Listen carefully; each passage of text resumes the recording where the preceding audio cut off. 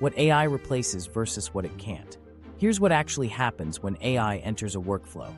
Anything routine, documented, and rich in examples gets accelerated, standardized, and repriced.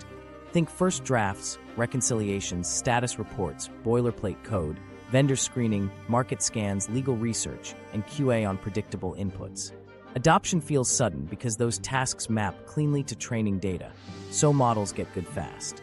The immediate effect isn't mass layoffs. It's task erosion, scope shrinkage, and downward pressure on roles anchored to repetition.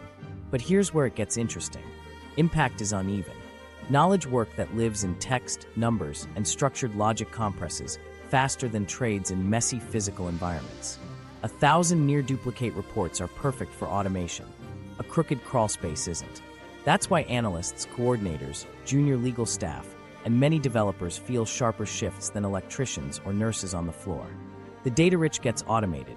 The variable, embodied, and high liability stays human-led. Tools aren't teammates. They don't carry accountability, own risk, or read the room. Oversight remains human, especially when data is partial, incentives conflict, or politics matter. In practice, companies reduce headcount on pure execution and elevate integrators. People who assemble tools, align stakeholders, and own outcomes. Hiring signals already tilt toward interface work, negotiating scope, translating intent into systems, and taking responsibility when edge cases hit. Most people think AI replaces jobs, but the better lens is AI replaces steps. When steps become cheap, value moves to the bottlenecks that remain scarce. Those bottlenecks are human, framing new problems from ambiguous signals, building trust in high-stakes decisions, and owning risk without a script. Employers ultimately pay for reduced uncertainty under volatility, not keystrokes. That's where premiums show up. Wages don't fall uniformly, they diverge. Workers who integrate AI into high-judgment contexts see faster growth because they convert tools into leverage, more throughput, higher decision quality, clearer ROI. Roles defined by predictable deliverables reprice as outputs become abundant. That spread is the core story of the next 5 years. Inside roles, the mix changes. Engineers shift from boilerplate to architecture, integration, compliance, and performance debugging where failure is expensive. Analysts shift from dashboards to questions, kill criteria, and interpreting model outputs against incentives and constraints. Project managers shift from coordination mechanics to stakeholder alignment, sequencing, and escalation under risk. Same titles, different value center. Now, this is important because it clarifies your move. If your day is 70% predictable and 30% ambiguous, AI will eat the 70% and magnify the stakes on the 30%. You either step into that 30%, trust, framing, risk, or you get pinned to the part the market can buy for less. Quick gut check. Can you name a decision you de-risked last quarter? If not, you're sitting where price pressure gathers. Physical work tells a complementary story. Trades, field service, and frontline care keep more value because environments are variable, privacy is tight, and liability is real. Automation shows up as augmentation, diagnostics, scheduling, parts optimization, not full replacement. The human remains the interface where improvisation and trust live. Even there, though, documentation, quoting, and routing compress. Same pattern, low judgment tasks cheapen, high trust interactions price up. Oversight and governance lag capability. That gap makes leaders hunt for operators who can deploy tools and design guardrails, checklists, test harnesses, red teaming, and expert review gates. These aren't glamorous, but they're valuable because they prevent rework, overruns, and brand damage.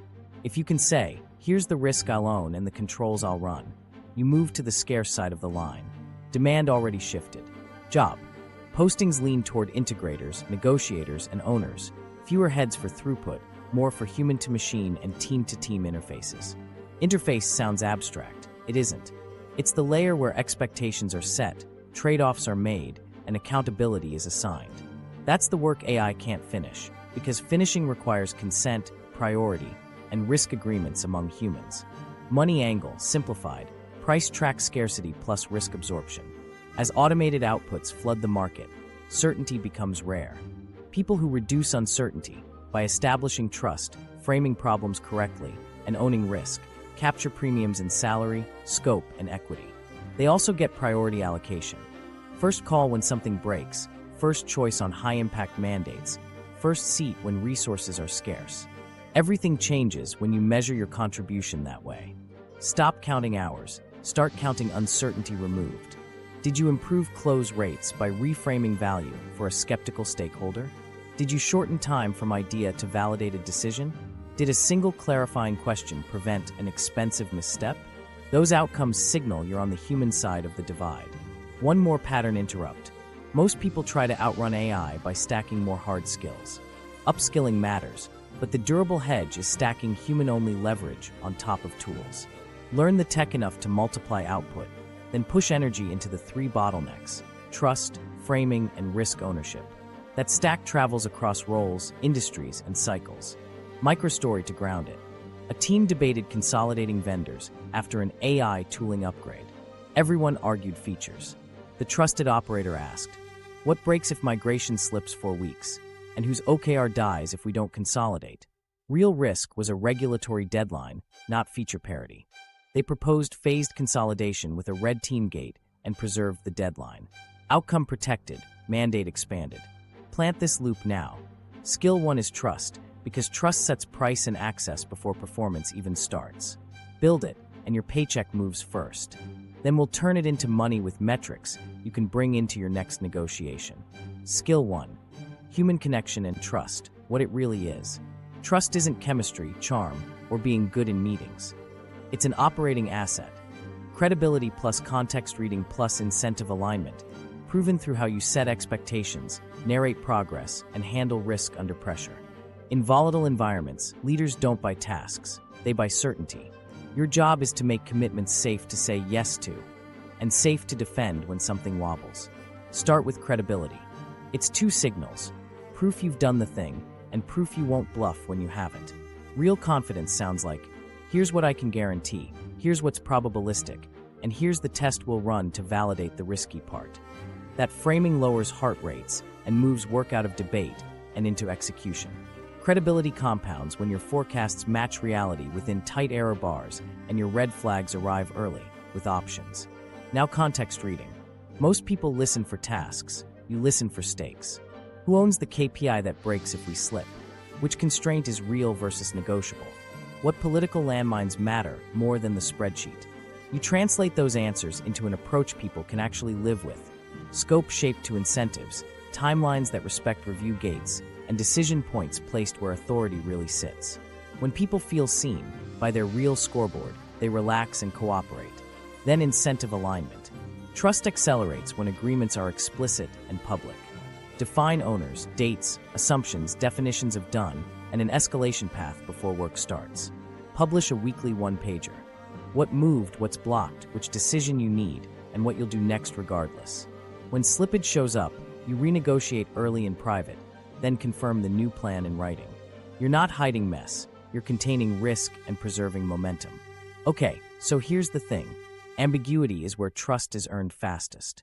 When requirements are fuzzy, propose a reversible test. We'll run a 2-week spike to tackle the top 3 unknowns. Kill criterion. If defect rate stays above 2% or cycle time doesn't drop at least 15%, we stop and pivot. That single page turns fog into checkpoints and gives leadership a reason to fund you without fear. Hybrid work increases the stakes. Short messages, missing tone, unclear priority. That's where reputations die. Your fix is boring and lethal. Tighter agreements, shared briefs, and predictable updates. Version A by Wednesday, validate with PRIA same day. Go/no-go Friday 3 p.m. Escalation to ops if dependency X is late. Clarity reduces everyone's cognitive load and brands you reliable. A quick microstory. A customer success lead kept losing the room during heated QBRs. They rebuilt trust with one change, a governance slide. Up front, objective, constraints, risks, escalation lanes, and the 4 commitments they'd keep regardless of curveballs. Escalations dropped, expansions rose, and the exec sponsor began routing hairy issues straight to them. First call status unlocked budget. But here's where it gets interesting. Trust isn't only upside, it's downside protection. In high liability domains, leaders pay premiums for people who spot landmines early: regulatory exposure, reputational risk, vendor fragility. Show your checklists, red team prompts, and review gates. Make your guardrails part of the pitch. Buyers don't just want the win, they want fewer surprises on the way to it. You need behaviors you can train fast, deep listening, open with stakes, not tasks. What would make this quarter a win? What gets you yelled at? Framing. One-page brief. Objective, constraints, options, risks, next step, and kill criteria. Clear agreements. Owners, dates, definitions of done, an escalation path with names. Progress narration. Weekly one-pager, same structure, same day, same time. Integrity under stress. Surface slippage early. Offer 2 options with trade-offs, and ask which constraint matters more, budget or deadline. Most people will nod and then skip the documentation. Don't. Artifacts are how trust travels. The exec who didn't attend the kickoff still needs to feel safe saying yes. Your brief and scorecard carry your reputation into rooms you're not in. Now, a pattern interrupt you'll want to remember. Tell them your uncertainty before they discover it. 2 assumptions drive this plan. If either cracks, we'll pause at checkpoint 2. This flips you from risk to risk manager. Over time, you'll notice a shift. Leaders start asking you to set the plan, not just execute it. How do you know it's working? The metrics move: faster approvals, fewer escalations, shorter cycles from idea to decision, higher renewal and referral rates, and larger mandates. Internally, you get earlier access to information, priority on shared resources, and invitations to trade-off meetings. Externally, close rate and average contract value rise together because buyers feel protected. One more micro-story. A product lead inherited a late project with angry stakeholders. Instead of accelerating silently, they reset the frame in 24 hours. A 2-week burndown, a visible risk board, twice weekly 15-minute readouts, and a single decision-needed line per update. They hit the revised date, logged 3 avoided incidents, and walked out with authority to redesign the intake process. Trust bought them scope. Bottom line, trust is built before performance shows up. In the kickoff, the brief, the agreements, and the narration. Then, when the edge case hits, you're the first call. First call status is a career accelerant. It brings budget, people, and mandates. In a world where AI compresses outputs, that human certainty is the scarce thing leaders are still happy to pay for. Next, we'll turn that asset into money, because reputation is good, but priced reputation changes your compensation. Skill 1: financial payoff, negotiating power and price premiums. Let's cash in the trust you've been compounding. When stakeholders experience you as certainty under pressure, 3 levers move in your favor at once: price, scope, and access. Those levers turn the same resume into very different income. Start with salary. Trusted operators don't ask for raises. They reprice roles around risk they already own. The line is simple and specific. Here are the outcomes I've made safe and valuable. Here's the payback. And here's the scope I'm ready to assume. You anchor on uncertainty removed, not tenure. Make it easy to say yes by pairing the ask with a structure that aligns incentives. P75 base plus a kicker tied to expansion, savings, or on-time launch for high-risk initiatives. Leaders here self-funding raise and move faster. Now client-side economics. Trust is a conversion asset. Buyers accept higher anchors and shorter cycles when your process makes their outcomes safer. Use a 2-step proposal that signals both rigor and restraint. An executive summary in their language, a narrow pilot with kill criteria, and a de-risked expansion path. Phase 1 validates X in 30 days. If ROI clears Y, we expand to Z. You've replaced hope with gates, which justifies retainers and premiums. Price resistance isn't a wall, it's a trade-off test. Separate budget from risk. We can lower price by removing governance gates, or we can protect launch certainty and keep the gates. Which matters more this quarter? When they pick certainty, your premium stands. If they pick budget, you narrow scope and protect margin without eroding trust. First call status is the hidden multiplier. In crises, leaders call the person who picks up, frames fast, and executes with guardrails. First call gets priority allocation, calendar, people, budget, and first right of refusal on higher margin work. That compounding access flips your posture from convince them to qualify them, which quietly lifts average ticket and reduces time wasted on poor fit work. Let's put numbers behind the posture. Track 5 proof points and bring them to every negotiation. Win rate by stage with your governance in play. Average contract value when you own framing versus when you don't. Renewal rate and time to renew after artifacts exist. Expansion dollars sourced from risk-led initiatives.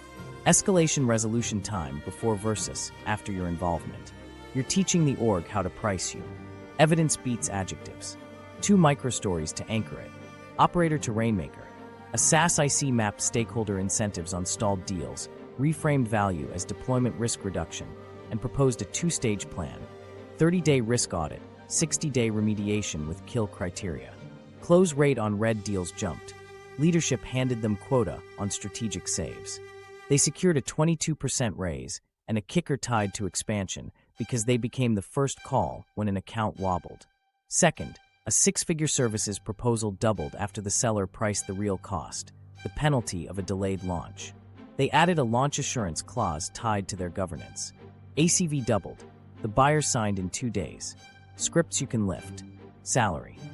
In the last 2 quarters, I lifted renewal rate 14 points, cut cycle time 20% on high-risk launches, and sourced $1.2 million in expansion by owning governance. I'm proposing strategic programs scope with P75 base, plus a performance kicker on expansion and on-time delivery. Here's the 1-pager with payback. Client. We can work hourly, but you'll pay for uncertainty. Or we do a fixed retainer with explicit governance. Weekly checkpoints, red team review, executive readouts. The retainer saves cost of delay. This is the math. Procurement friction? Don't argue features, clarify constraints. If price must drop, we remove scope that protects your deadline. If the deadline must hold, we keep governance and stage funding. Procurement respects clean logic and risk literacy. Ask for priority allocation explicitly. To hit this date, I need executive access Tuesdays, a named ops counterpart, and 2 engineer sprints reserved. That's how we protect the outcome. You're trading your credibility for their resources, which makes delivery and your premium defensible. Socialize wins without chest thumping. 1 monthly 1-pager. Close rate lift, ACV increase, time to value, incidents prevented. Send it to sponsors and cross-functional leaders. Visibility turns isolated victories into a reputation priced across the org. Internal timing matters. Don't wait for annual reviews. Negotiate at the moment of proof. Right after a risky launch lands or a red account renews early, book the meeting. We cleared the threshold. Let's align title, scope, and comp to the risk I'm owning. Finally, protect the floor while you raise the ceiling. Pre-qualify work using a simple 3-question filter. Is the stake meaningful? Do we have executive access, and will governance be honored? If any answer is no, price higher or decline. Scarcity is part of the premium. You can't be the safe pair of hands if you're buried under unsafe mandates. Trust created the opening. Your framing and guardrails justify the price. The metrics keep it priced correctly. Next, we'll use the same playbook on complex problem solving, because owning the problem, not the task, is where upside moves from salary to equity. Skill 2, complex problem solving, framing, not just fixing. Trust opens doors. Disciplined framing keeps you at the table when the money decisions get made. Most folks jump straight to solutions and accidentally harden the wrong problem. Your advantage is slowing the room down just enough to define the outcome, the system it lives in, and the smallest reversible step that gets signal. Start with a crisp pass. Clarify, constrain, commit. Clarify the business objective in 1 sentence. No tasks, just the result. Constrain the search with explicit bounds. Time, budget, compliance, risk appetite, dependencies. Then commit to a testable hypothesis with kill criteria before anyone builds. That sequence moves you from activity to decision quality. Systems beat symptoms. Draw the loops, actors, incentives, flows, delays, and failure points. Ask 3 ruthless questions. Who benefits if this stays broken? What upstream metric causes the downstream pain? And where does delay amplify cost? You'll find half of missing features are actually coupling issues between teams, approvals, or incentives. Even a dirty whiteboard map turns opinions into a shared model you can test. Now pick bets with a simple grid. Impact versus uncertainty. Low impact, low uncertainty. Ship the simple fix quickly. High impact, high uncertainty. Expand discovery and stage risk. Your rule of thumb. Complexity only earns its keep when the downside of being wrong is large. If not, simplify, ship, and measure. Use AI as an option engine, not an oracle. Let models blow the option space wide, approaches, precedents, cost curves, failure modes. Then you set evaluation criteria, context checks, and guardrails. Ask for counterfactuals and edge cases first. Translate outputs into steps the org can actually execute with real constraints and real owners. The value isn't the list, it's the chosen path with guardrails and a timer. Here's a 5-line memo that aligns fast. Line 1, problem statement in 1 sentence. Line 2, measurable objective. Line 3, constraints and non-negotiables. Line 4, 2 or 3 viable options with trade-offs. Line 5, the next reversible step and its kill criteria. Put that in front of a decision maker and watch cycle time collapse from weeks to minutes. Make learning speed visible. Track time to first signal and time to decision, not just time to ship. Celebrate fast invalidation as a win. Every door you close quickly concentrates resources on what pays. Leaders fund momentum that reduces uncertainty on a clock. A quick story to ground this. An ops team kept missing on-time delivery and wanted headcount. A systems map showed the bottleneck wasn't labor. It was batch size and review latency at one gate. They tested smaller batches, pre-approved patterns, and auto-approve under risk threshold for routine work. On-time delivery jumped 18% with 0 new hires. They didn't work harder. They fixed the system that made hard work wasteful. Stakeholder choreography decides whether solutions stick. Before recommending anything, align the scoreboard. Whose metric moves first, who absorbs risk, and which constraint is real this quarter. If finance needs cost certainty while product needs speed, present 2 paths. Fixed scope with tight cost bands and a slower timeline, or stage-gated speed with funding tied to checkpoints. You're solving both the problem and the politics. Run discovery like a sprint. Day 1, interviews and success criteria. Day 2, systems map and baseline metrics. Day 3, hypothesis set and test design with kill criteria. Day 4 to 9, quick tests or simulations. Day 10, readout with options, trade-offs, recommendation, and the next reversible step.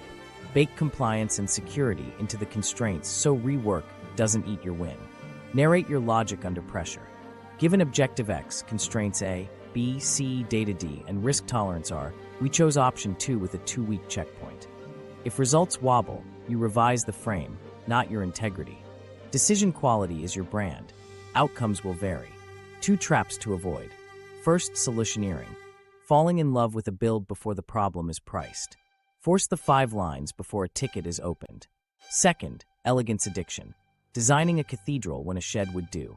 If the next reversible step can get signal safely, ship the shed and measure.